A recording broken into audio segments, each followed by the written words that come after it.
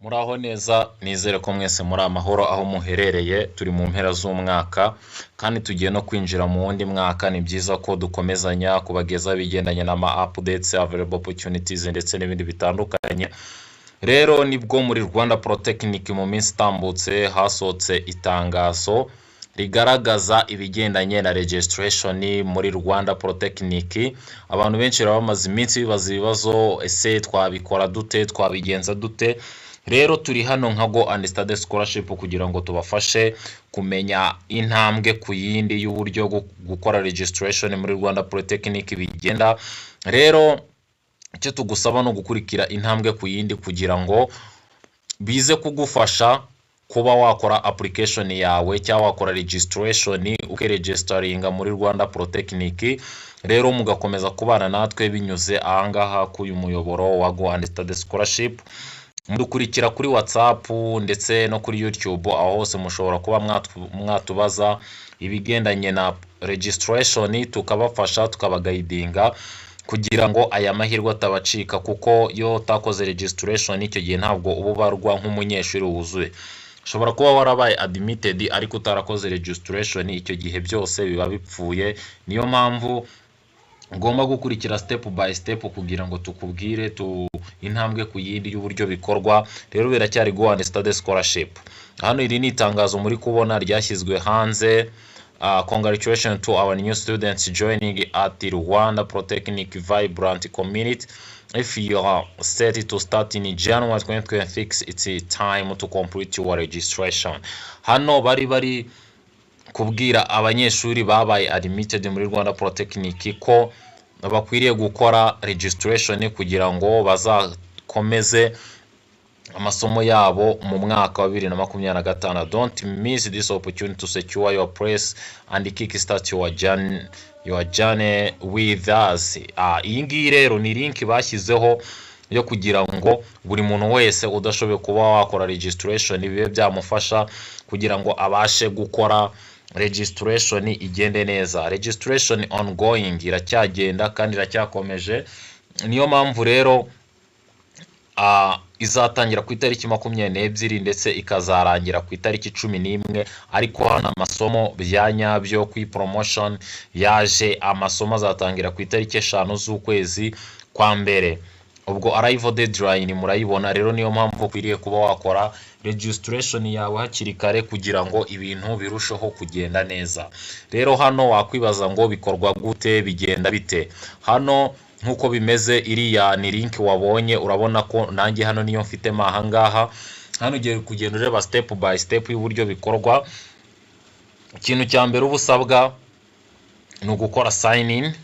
Ugomba kuba ufite email yawe ndetse na password wifashishije mu minsi yatambutse. Rero ni byiza ko ugomba kuba ufite ibyo bintu byose ku murongo. Rero hano urabona iyi ni y'umunyeshuri twifashishije uwo twakoreye ibigendanye na registration. Iyi ngiyi niye ndetse iyi ni na password, byose ubyandikamo. None iyo usoze kubyandikamo, ikintu uhita ukora sign in. Iyo umaze gukora sign in, ubwo igihe udafite password bihura cyangwa utayibuka, icyo gihe biba bigoranye kuba wakora sign in. Niyo mpamvu hano ugomba gukipinga password yawe neza kugira ngo igihe cyo gukora sign in cyangwa gukora login muri account yawe bibe byabasha kugira ute, biba byabasha kukorohera. Rero ni byiza ko izi steps uzikurikira kugira ngo bikorohere. Then hano ugagira ute, ugakora sign in.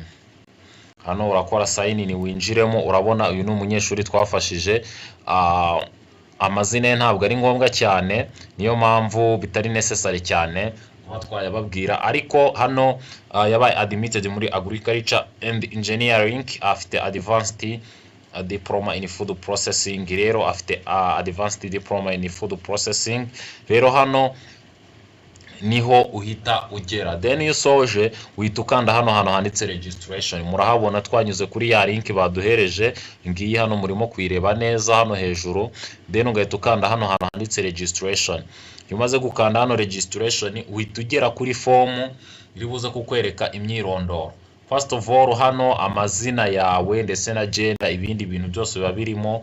Shyiramo marital status, amazina ya daddy wawe ndetse n'indangamuntu ye, na amazina ya mail wawe ndetse n'indangamuntu ye na nimero za telefone z'ababyeyi bose aba guardians. Ariko hano nk'uko ba guardians hano abo ukwiriye kuba wageraho cyangwa aho icyo ukwiriye kuba wakora ni abantu bagira ute, ni abantu n'ubundi aba guardians bawe ubashyiraho ubafite, ariko automatically hano ushyiraho daddy wawe cyangwa mama wawe, ibyo ngibyo biba byoroshye.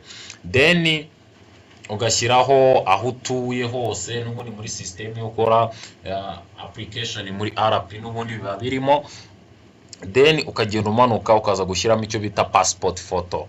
Please za passport photo zanyu ziba zisagaragara mu buryo butari bwiza. Ni byiza ko mushaka amafoto meza cyane afite background y'umweru kugira ngo bibe byabasha gufitinga. Mwebwe muzajye mushaka udufoto dusa neza, ndetse na national ID yawe ukaba wayifotoye itarengeje megabyte 2, yo izirengeje ntabwo yajyamo. Ndetse ugakenera n'icyo bita certificate senior 6 certificate, ubwo yari level 5 cyangwa level 6. Icyo gihe ushyiramo diplome yawe, iwaba utayifite ugakoresha result slip yawe. Rero hano iyo ushoje uhita ukirika kwa aka kamenyetso ko washoje kugira ute, ko washoje gukora kuzuza iyi form. Then wasoza ugahita ukanda hano hantu, ubwo nyine hano uravivura, then ukaza gukirika hano kuri registration. Hano kuri registration naho bita bikunda cyane. Rero iyo ngiyo yari yo procedure twari turimo kubereka kugira ngo mube mwabasha gukora registration yanyu, kugira ngo aya mahirwe ntabacike. Murabona iminsi yagiye, niyo mpamvu bikwiriye ko ibintu bikurikirana neza cyane. Rero iyo usoje uhita ukora log out neza. Hano ukora log out, asiga warangiza ukagira ute, warangiza ugakomeza, sibyo? Ubwo nyine umaze gukanda hariya kuri registration, gahunda zawe ziba zarangiye, nta kindi kintu kiba gisigaye. Kiba gisigaye no kuzategereza igihe runaka, asigaye ukazajya kugira ute, ukazajya gutangira amasomo yawe. Izi ngizi zari procedure ugomba kwifashisha. Ibyangombwa mwifashisha ndakeka mwabibonye, kimwe ku kindi, ntabwo bigoye cyane, ibintu biroroshye. Niyo mpamvu rero mugomba kubikurikirana mukaba mwabigeza umurongo. Rero hari n'akandi kantu keza twashaka kubabwira kagendanye na advertisement cyangwa kubakangurira gahunda runaka izabageza ku isonga, kugira ngo ubashe kugira ubuzima bwiza, kugira ngo ubashe kubaho neza. Icya mbere ni uko wakoze ingendo, ukora travel mu modoka se cyangwa kuri moto ndetse n'ahandi hatandukanye, bisaba gutwarwa n'abantu babizobereyemo, baba professional, babisobanukiwe, kugira ngo ube wabasha gukora urugendo rwawe neza. Ni byiza ko ushaka umuntu uri bugutware utanyoye, utasinze, uri buguhereze serivisi nziza ndetse ukishima ukanyurwa. Rero ni kubw'iyo mpamvu hano turabakangurira kujya mugenda ku binyabiziga bya moto, ukabanza ukareba ko umuntu atanyweye cyangwa se atasinze cyangwa se afite isuku nziza cyane, aguhakeya nawe ukishima. Rero ni byiza ko ibyo bintu mubimenya. Rero nta yindi gahunda ihari kugira ngo tubakangurire ibintu bigendanye no kujya mugenda ku binyabiziga, ariko mwabanje kureba ababatwaye abari bo, kugira ngo urebe niba izo karagiteri atanyoye, atasinze, ameze neza cyane, kugira ngo urugendo rwawe rugende neza, dore ko na polisi yacu idukangurira ngo gerayo amahoro. Rero kubw'iyo mpamvu hano turabakangurira, niba uherereye mu ntara y'Iburasirazuba mu karere ka Nyagatare ahitwa Ikarangazi, ubwo Nyagatare hose dushobora kuba twahagera. Hano niho dufite umuntu uzajya ubafasha cyane mu bigendanye no kubatwara kuri moto, arabizobereye, ni umuhanga muri byo rwose. Ni wa muntu ugutwara ukagera iyo ugiye ukumva wakomeza kugenda kandi wamaze kugera aho ugiye. Rero ni byiza ko ushaka umumotari ubizobereye. Ni kubw'iyo mpamvu rero mugomba gushaka uwo muntu mukamumenya. Hano hari nimero ze za telefone ushobora kuba wahamagaraho niba uherereye mu ibyo bice, cyane cyane mu karere ka Nyagatare, kugira ngo azajye agutwara ugere iyo ugiye amahoro kandi unezerewe cyane. Ni wa muntu ugutwara, nanjye ajya ntwara akanjyana nkagera iyo ngiye ndetse nkumva nakomeza nkagenda, ariko nkavuga ati uko biri kose ndabona urugendo rwanjye rurangiriye aha, azongera ntwara ubutaha. Rero nawe nagukangurira kwandika izi nimero 078 78 45 83 4.